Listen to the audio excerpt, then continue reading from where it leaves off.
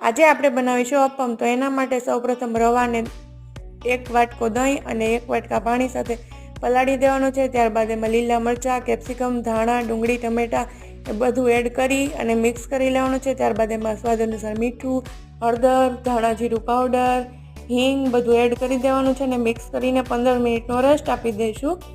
ત્યારબાદ એમાં 1 ચપટી ઈનો એડ કરવાનો છે। ઈનો એડ કરીને અપમનું જે પેન આવે છે એને ગેસ ઉપર સ્લો ફ્લેમ ઉપર ગરમ કરવા મૂકી દેવાનું છે। ત્યારબાદ એમાં તેલ એડ કરી અને એમાં અપમનું જે ખીરું છે એ એમાં એડ કરી દઈશું। જો તમારી પાસે આ સ્ટેન્ડ ન હોય તો તમે ઇડલીના ખીરામાં પણ બનાવી શકો છો।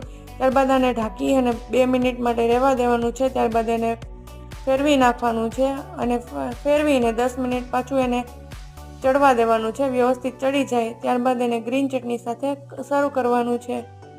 Thank you for watching.